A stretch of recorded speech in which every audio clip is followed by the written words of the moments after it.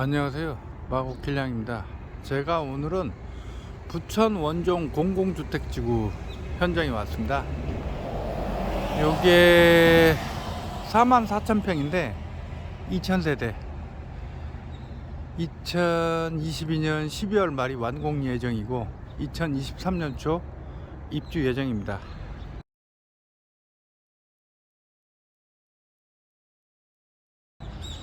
오늘은 공공주택지구에 대해서 얘기를 해볼까 합니다. 결론을 먼저 말씀드리면 종잣돈 징그럽게 없는 너무나 모자란 3포세대, 5포세대에게는 최고의 부동산 투자는 공공청약 당첨이다. 돈 없다고 쉴 데 없이 빌라 투자나 해볼까 하는 생각 꿈도 꾸지 마라, 이겁니다. 그러면 여기 나올 거예요. 아니, 공공청약 당첨되면 좋은 줄 누가 몰라. 당첨이 돼야 말이지. 젊은 분들은 가점이 모자라잖아요. 뭐 특공분양 있다고 해도 뭐 신혼희망타운, 뭐 다자녀, 부모봉양 뭐 이런 거잖아.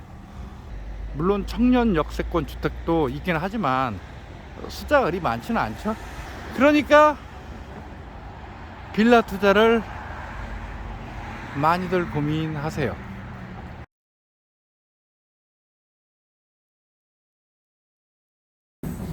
저에게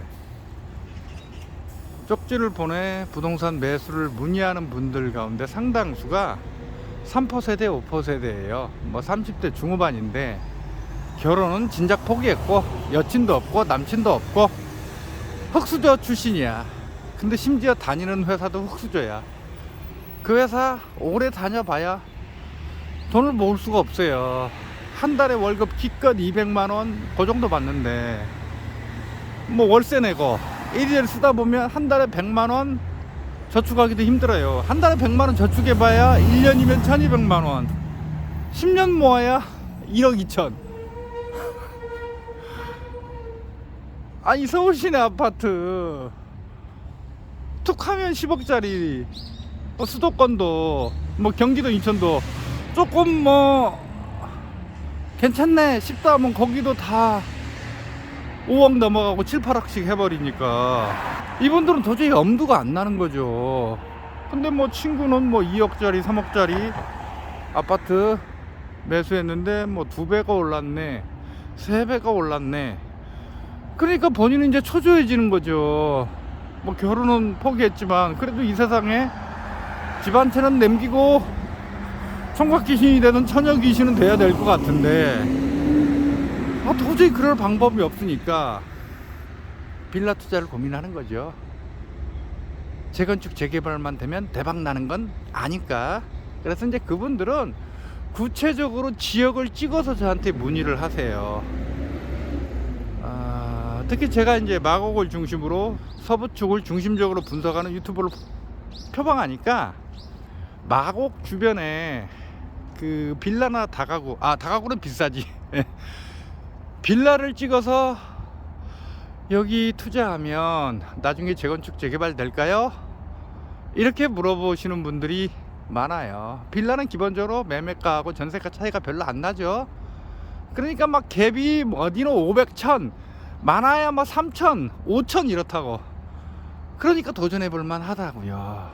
이 3포세대, 5포세대 흑수저 출신들은 동원 가능한 자금이 대충 1억 정도예요. 보니까 이제 보증금 한 5천만 원 있고 마이너스 통장 긁으면 한 2, 3천만 원. 가난한 부모에게 손 벌리면 한 그래도 2, 3천. 그거 하면 한 1억 정도거든. 그러니까 2, 3천에서 많으면 5천 정도 갭 차이 나는 빌라 투자에 눈을 돌리는 거예요.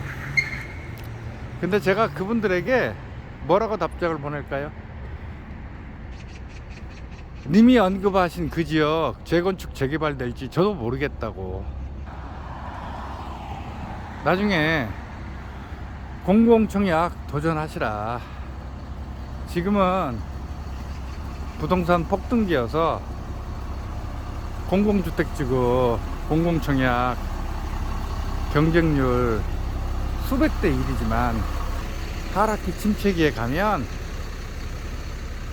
뭐 2대1, 3대1, 심지어는 미달까지도 나니까 미분양되기도 하니까 그때 도전하라. 그 전까지 좌절하거나 실망하지 말고, 그리고 한숨만 쉬지 말고 종잣돈을 조금이라도 더 모아라. 그렇게 답장을 보내드립니다. 아마 그분들 굉장히 실망하실 거예요. 아니 내 월급 가지고 저축해서 언제 예? 다시 한번 이 생망을 느끼겠죠. 이번 생은 글렀구나. 근데 그렇게 생각하지 마세요. 여기가 김포 고촌 공공주택지구입니다. 2023년 완공 목표입니다. 부지는 한 12,000평 되는데 650세대가 예정돼 있어요. 절반이 신혼희망 타운이고, 부지 면적 대비 호수 밀도가 높은 걸로 봐서는 아마도 전용 면적 60제곱미터 이하로 구성할 것 같습니다. 여기가 2주 전만 해도 아무런 기미가 없었어요. 공사 기미가 없었어요. 근데 이제 터파기 공사를 하고 있죠. 지금 공사 시작하면 2023년 완공 목표대로 갈 것 같습니다. 여기 아직 사전 청약 하지 않았는데 뭐 내년 초쯤 사전 청약 할 수도 있죠. 그러면 묻지도 따지지도 말고 특히 3포 세대, 5포 세대 분들은 청약 신청하세요. 자, 그러면 또 김포 고촌 뭐 요즘 입지 좋다는 거 좀 어느 정도 알려져서 괜찮기는 한데 또 소형 평수의 LH 브랜드 안 땡긴다 이러는 분들 있을 거예요. 이런 데 사가지고 뭐 값이 오르겠어? 또 이런 분들도 있을 것이고. 여기가 양우 내안의 지역주택 조합 아파트예요. 방금 소개한 고촌 공공주택지구 바로 옆에 붙어 있어요. 지역주택 조합 아파트는 원래 철천지 원수에게만 권한다 뭐 이런 말이 있을 정도인데, 여기는 이미 공사 착수했으니까 구분 능선은 넘은 거죠. 나머지 일부 능선이 뭐냐, 혹시 이제 시공 중에 공사 중에 이제 시공사가 부도날 수도 있다 뭐 그런 위험이 있는데, 그런 가능성까지 완전히 배제할 수는 없지만 뭐 이 정도면 이미 공사 시작했으니까 비교적 상당히 안전한 거죠. 이 아파트가 24평, 28평, 399세대예요. 올 4월까지 인터넷에서 찾아보니까 24평이 한 3억 5천 프리미엄까지 합쳐서 28평이 한 4억 원 정도 했어요. 근데 제가 최근에 이 고촌에 왔다가 공인중개업소 들러서 사장님한테 물어봤더니 피만 1억이 붙었대요. 더 중요한 건 아예 물건이 안 나온대요. 살 수가 없대요. 자, 제가 정말 자금이 부족한 분들, 3포 세대, 5포 세대 분들 가운데 저에게 쪽지를 보내온 분들 가운데 상당수, 아니지 거의 대부분 분들에게, 아파트 매수를 고려하시는 분들에게는 제가 이 아파트 추천했었어요. 뭐 양운에 안에 브랜드 아무것도 없지 뭐 이거, 그러죠? 지역주택조합 아파트 솔직히 안 땡기지. 그러나 너무 자금력이 부족하면 어쩔 수 없잖아요. 이 아파트도 한번 고려해보라 이렇게 추천을 드렸는데 아마도 단 한 분도 매수하신 분이 없었을 거예요. 사실 보기만 해도 깝깝하지. 그리고 이런 생각도 하셨을 거예요. 내가 아무리 돈이 없어도 그렇지 어떻게 이런 아파트를 좀 죄송한 말씀인데요, 이상하게 자금력이 부족하신 분들이 좀 너무 따지시는 분들이 있어요. 자금력 부족하신 분들이 너무 따진다고. 아파트 살 때 브랜드니 뭐 세대 순위 뭐 이런 거 등등 그 따질 형편이 아니잖아요. 아무데나 뭐 매수하라는 게 아니라 요모조모 따져봐서 자기 자금력 범위 안에서 가능한 아파트라면, 그리고 입지가 괜찮다면, 여기 김포 고촌이면 마곡지구 지척이잖아요. 김포 안에서 마곡지구에 가장 가까운 곳이 김포 고촌이잖아요. 이것만으로 입지 먹고 들어가요. 더군다나 김골라 고촌역에서 직선거리 한 650m 정도 되고 역세권이라고요. 그리고 저렴하잖아요. 그러면 이런 아파트 매수를 하는 게 좋은데, 그러지 않고 자금력도 부족한데 일단 좀 비싼 아파트를 쳐다봐요. 그러면서 연끌을 해보려고 해. 근데 종잣돈이 워낙 부족한데 연끌이 가능하겠습니까? 에? 그러니까 좌절하고 결국 만만해 보이는 빌라 투자로 눈을 돌리는 거죠. 빌라는 갭이 적으니까. 근데 빌라 투자는 제가 뭐라고 말했죠? 절대 하지 말라고. 빌라 투자는 원래 고수가 하는 거예요. 아파트보다 빌라 투자 입지 분석이 몇 배가 더 힘들어요. 차라리 이런 아파트 잡는 게 훨씬 더 안정적이고 수익도 투자액 대비 쏠쏠하게 나오는 거예요.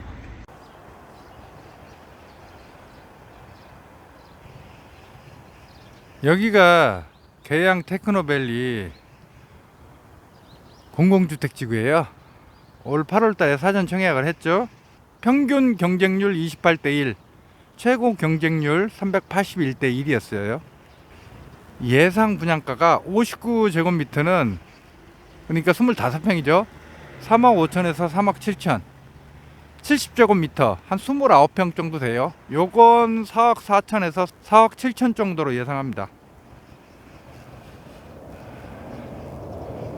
공공청약 물량은 보통 입주 6개월 전에 본분양을 해요. 그때 가봐야 정확한 분양가가 확정되겠지만, 그때 부동산 침체기 또는 하락기다 그러면 더 싸질 수도 있습니다.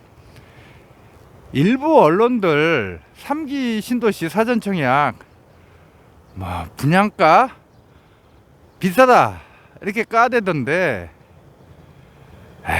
정말 그 꼬투리 잡기지.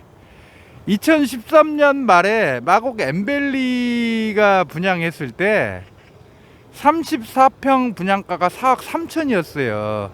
그때보다 12년 뒤에 분양하는데, 비록 이제 서울은 아니고 경기도지만, 아니다 여기는 인천이구나. 근데 서울과 바로 붙어있는 인천이잖아요. 계양 테크노밸리. 여기 전용 70제곱미터, 그러니까 이제 29평짜리 분양가가 4억 4천에서 7천 사이라면 정말 싼 거예요. 몇 달 전에 어떤 분이 저한테 쪽지를 보냈어요. 계양 테크노밸리 사전 청약 전용 70제곱미터에 당첨됐다는 거예요. 근데 부모님 주변 일가 친척들이 요즘 뭐 파주라든지 이런데 민간 분양 아파트 많고 가격도 저렴한데, 그거 사라고. 사전 청약 당첨됐지만 그거 실제 입주 언제 할지도 모르고 그러는데, 집값은 자꾸 오르는데 언제 사전 청약 당첨된 거 입주할 때까지 기다리냐 이런다는 거예요. 자기도 주변에서 하도 그러니까 마음이 흔들린다고. 길냥이님 어떻게 생각하세요? 이렇게 쪽지를 보내왔습니다. 제가 뭐라고 답했을까요? 묻지도 따지지도 말고 끝까지 가지고 가라고. 아니 다른 데도 아니고 계양 테크노밸리에 사전 청약이 당첨됐는데, 아니 그걸 버리고 왜 딴 데로 가냐고. 제가 여러 번 강조했지만 계양 테크노밸리는 그냥 보통 신도시가 아니에요. 김포공항을 중심으로 우, 마곡, 좌, 계양, 대장, 또 김포공항 복합개발도 있잖아요. 김포공항 복합도시의 일원이라고요. 이런 곳에서 사전청약이 당첨됐으면 이거 사실상 로또 1등 당첨된 거나 마찬가지라고요. 1등? 1등은 아닐지라도 최소 2등 당첨은 분명해요. 아니지, 1등이라 비슷할 수도 있겠구나. 아무튼 간에 근데 그걸 버리고 그분이 자세하게 쓰지는 않았지만 아마 부모님들이 이런 말씀도 하셨을 것 같아요. 야, 이 계양 테크노밸리 공공임대 잔뜩 들어있어. 또 브랜드 보나마나 LH 브랜드잖니. 이왕 아파트는 민영 대단지 브랜드가 좋은 거야, 아들아. 그러니까 그냥 그걸로 민영 브랜드 대단지 아파트로 살아. 이제 그분이 걱정한 게, 이제 가장 걱정한 게 이거였어요. 사전 청약 당첨이 됐는데 이게 정부 발표는 2026년 입주 예상이에요. 근데 그것보다 뭐 기하값이 늘어질 수도 있지 않느냐, 이거였거든요. 그래서 제가 뭐라고 답을 했냐면, 사전 청약 물량이 원래 정부가 약속했던 것보다 입주가 늦어지는 가장 큰 이유는 토지 보상 과정에서 정부와 주민 사이, 그러니까 LH공사와 주민 사이에 갈등이 심하면 사업 진척이 늦어져요. 토지 보상 때문에. 그러면 예상보다 실제 입주가 늦어질 수 있어요. 어디더라? 어디였지? 검단이 그랬나? 검단이 그랬을까? 그게 사전 청약이 당첨되고 나서 실제 입주까지 뭐 10년인가 걸렸던가 8년인가 걸렸던가 뭐 그랬을 거예요. 이제 과거에 그런 사례가 있었어요, 실제로. 이제 그것 때문에 이제 걱정하실 수 있는데, 최소한 계양 테크노밸리는 걱정할 필요가 없어요. 제가 얼마 전에 여기 왔다가 공인중개업소에 들러서 한번 물어봤는데, 현재 토지 보상 80% 이상 끝났대요. 이제 남은 게 지작물 조사예요. 지작물이라는 게 뭐 수목, 그러니까 과수원의 수목 같은 거, 비닐하우스 그런 것도 들어가겠구나. 비닐하우스 이런 거, 이런 지작물 보상만 남아 있다는 거예요. 토지 보상 80% 끝나면요 절대 되돌릴 수 없어요. 아니지, 뭐 토지 보상 이전에 이미 지정 고시되면 사실 되돌리기 굉장히 힘든데, 토지 보상이 거의 끝났다 그러면 절대 되돌릴 수 없어요. 그리고 사전 청약까지 했는데 어떻게 이걸 다시 뒤로 돌릴 수 있겠어요. 그러니까 계양 테크노밸리는 이미 토지 보상이 거의 다 끝났기 때문에 예상대로 진행될 겁니다. 그러니까 걱정하지 않으셔도 되는 거죠. 저는 그 쪽지를 보면서 다시 한번 마곡 엠밸리 분양할 때가 생각나더라고요.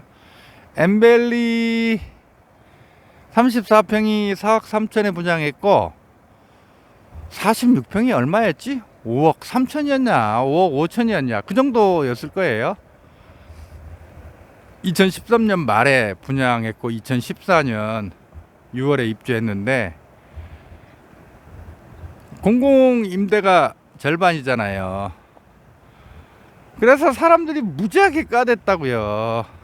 김포공항 바로 옆에 있어 비행기 소음, 서쪽 끄트머리여서 강남 접근성이 형편없다, 공공임대 절반 소셜 믹스다, 근대 34평이 4억 3천, 이야 너무 비싸다. 그래서 마곡 엠벨 그때 한 20%가량 미분양이 났어요. 그러니까 SH지, 거기는 SH공사가 선착순으로 현금 가져오는 분들에게 팔아치웠어요. 그게 한 달인가 한 달 반인가 두 달? 그 정도에 다 소화가 됐어요. 빨리 팔기 위해서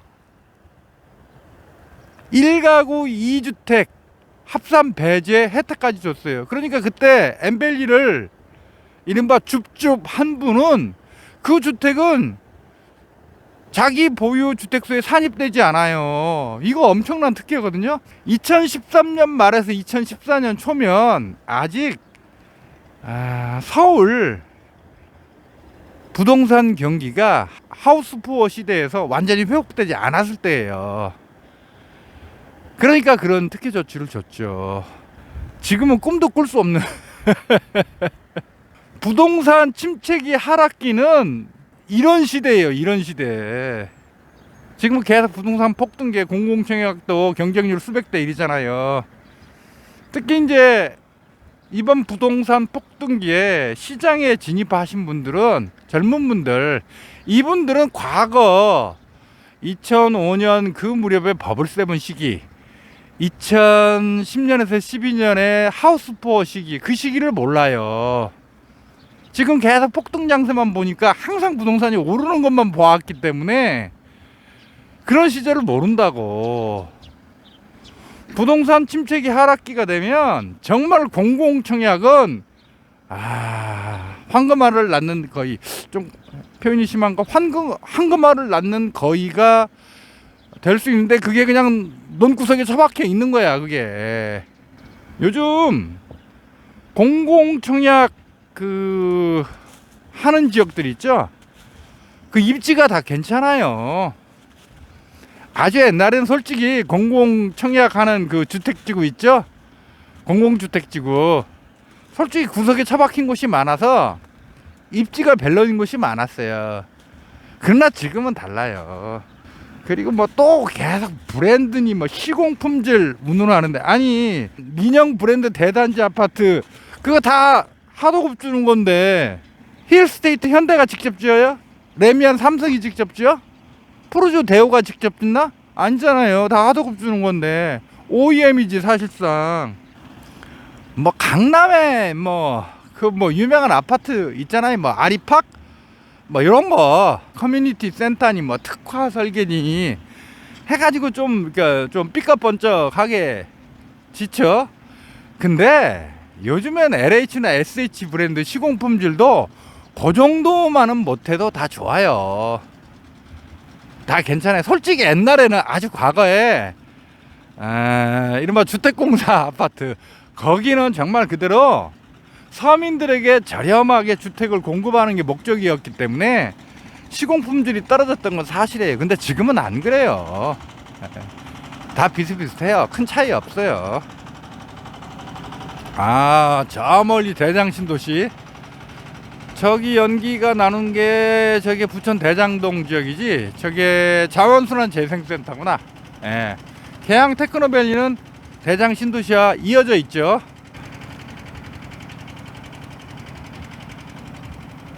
이 좋은 계양 테크노밸리 29평 사전청약에 당첨됐는데 그걸 버릴 생각을 한다?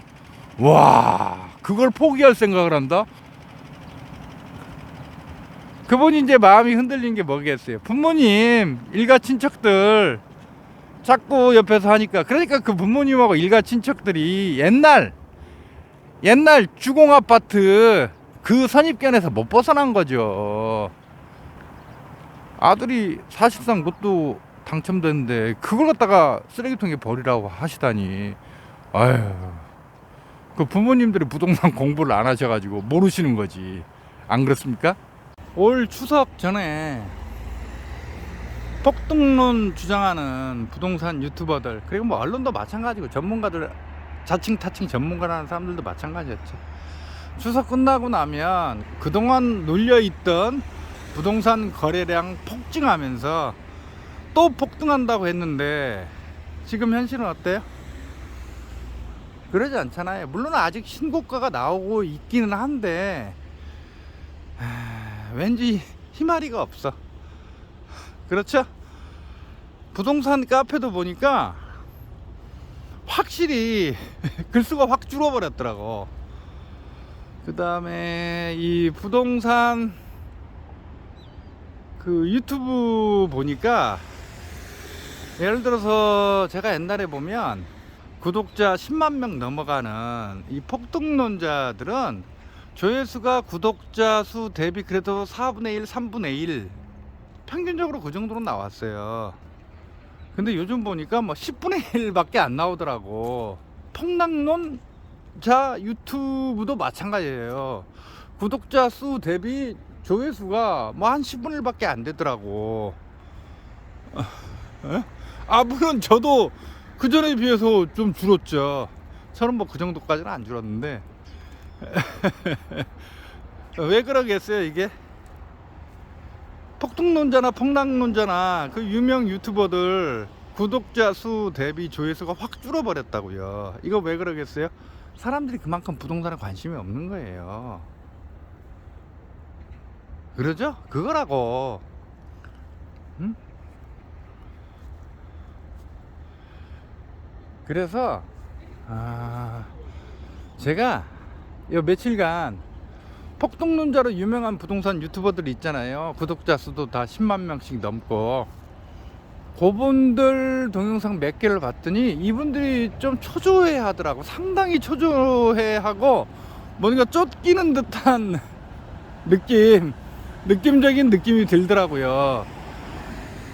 그분들 추석 끝나고 나면 거래량 폭증하면서 부동산 폭등한다라고 주장했는데, 불과 몇 달 뒤에 틀린 게 증명이 되니까, 틀린 게 드러나 버리니까 이분들이 좀 당황한 것 같더라고요. 근데 아마 자기 주장이 틀려서라기보다는 아마 그 자기 채널 조회수가 급감하는 데서 위기의식을 느끼는 것 같아요. 그러니까 계속 뽐뿌질을 해야겠지. 그래서 막 어떤 분은 막 그전까지는 뭐 오세훈 시장이 하는 각종 조치는 재건축 재개발을 뭐 토지거래 허가구역 같은 거 늘린 거, 각종 뭐 이런 조치는 재건축 재개발을 힘있게 추진하기 위한 뭐 구국의 결단 뭐 이런 식으로 얘기하시던 분이 뭐 최근에 뭐 오세훈 시장 막 까더라고. 신통기획. 물론 서울시 의회가 대다수를 차지하고 있어서 뭐 어쩔 수 없다 이런 식으로 실드는 치지만, 무슨 서울시 의회하고 오세훈 시장의 그런 신통기획하고는 아무 상관없어요. 서울시 의회는 재건축 재개발관이라서 아무런 권한이 없는 조직인데 뭘. 그리고 어떤 분은 뭐 거래량은 폭감했지만 여전히 신고가율은 높다면서 곧 또 폭등한다라고 막 주장을 하던데, 그럴까요? 제가 1주 전인가 2주 전 재건축 재개발 분석하는 동영상에서 말씀드렸잖아요. 거래량이 확 주는 상황에서 신고가는 왜 나오는가? 10월까지 계속 부동산이 폭등을 했잖아요.